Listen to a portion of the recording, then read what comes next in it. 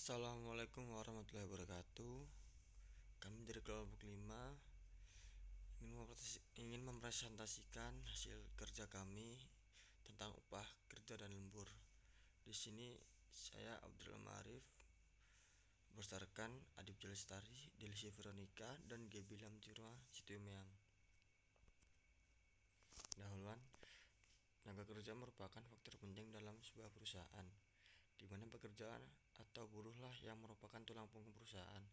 Oleh karenanya, pekerja atau buruh pantas mendapatkan imbalan yang layak. Hukum ketenagakerjaan tidaklah sempit dan sederhana. Dalam praktiknya, hukum ketenagakerjaan tidak hanya mengatur hubungan kerja, namun juga mengatur perlindungan di luar hubungan kerja. Maka peraturan tersebut juga perlu diperhatikan oleh pihak ketiga, yaitu pemerintah, yang dalam hal ini berperan sebagai penguasa.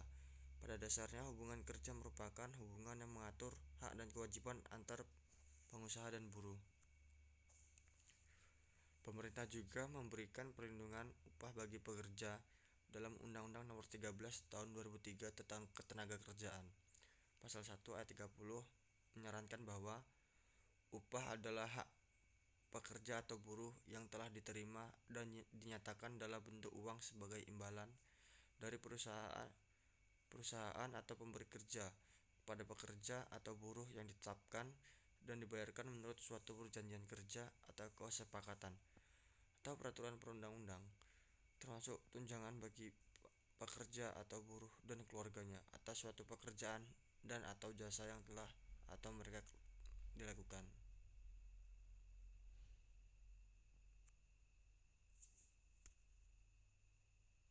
Selanjutnya, tenaga kerja. Undang-Undang Ketenagakerjaan Pasal 1 Angka 2 Undang-Undang Nomor 13 Tahun 2003 tentang Ketenagakerjaan menyebut bahwa tenaga kerja adalah setiap orang yang mampu melakukan pekerjaan guna menghasilkan barang dan atau jasa, baik untuk memenuhi kebutuhan sendiri maupun untuk masyarakat. Selanjutnya, ketenagakerjaan.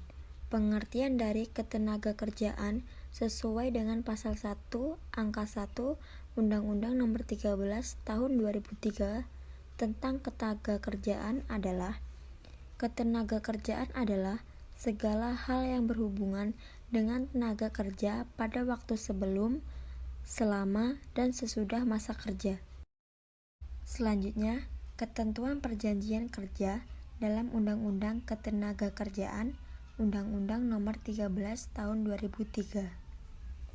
Dalam pasal 1320 KUH Perdata terdapat syarat-syarat terjadinya suatu perjanjian yang sah adalah: yang pertama, kesepakatan mereka yang mengikat dirinya; yang kedua, kecakapan untuk membuat suatu perikatan; yang ketiga, suatu pokok persoalan tertentu; yang keempat, suatu sebab yang tidak dilarang; dan yang terakhir, hubungan kerja. Selanjutnya, ketentuan perjanjian kerja dalam Undang-Undang Ketenagakerjaan Undang-Undang Nomor 13 Tahun 2003.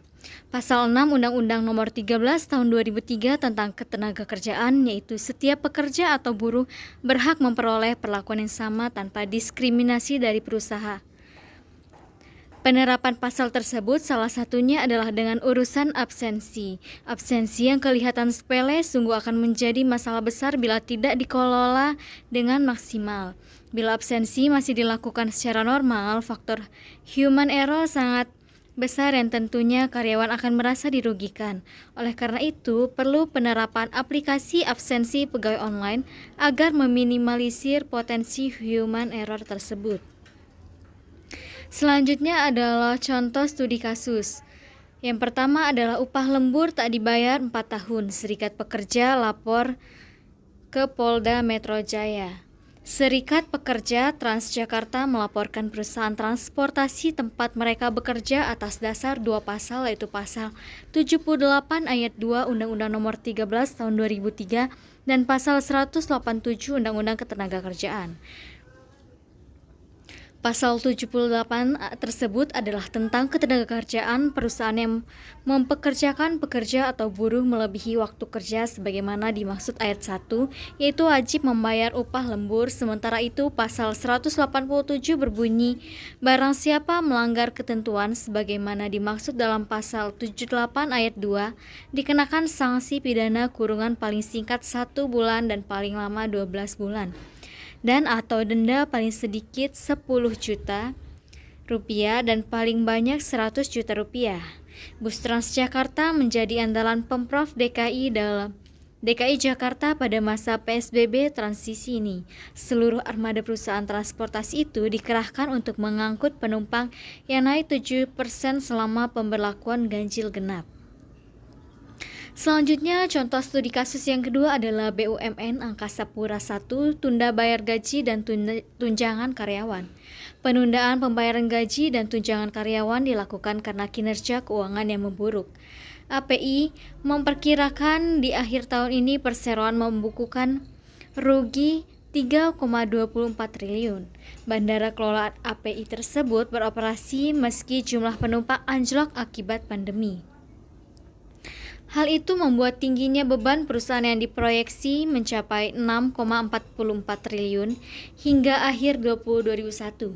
Sementara total pendapatan diperkirakan hanya sebesar 3,20 triliun. Selain penundaan pembayaran gaji dan tunjangan, perusahaan juga melakukan efisiensi dari sisi pembayaran biaya transportasi. Selanjutnya adalah kesimpulan.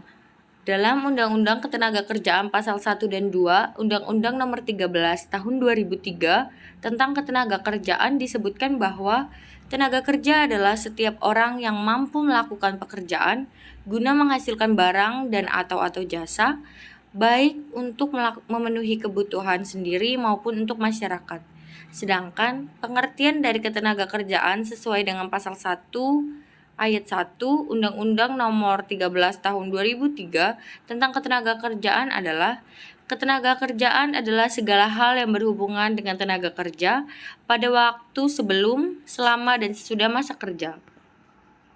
Selanjutnya adalah saran. Sebaiknya pemerintah harus lebih memperhatikan masalah terkait hubungan kerja karena masih banyak pelanggaran yang terjadi di berbagai perusahaan. Tidak lain masalah dengan upah lembur yang tidak diberikan. Demikianlah yang dapat kami sampaikan, kurang dan lebihnya saya mohon maaf. Kami akhiri, wassalamualaikum warahmatullahi wabarakatuh.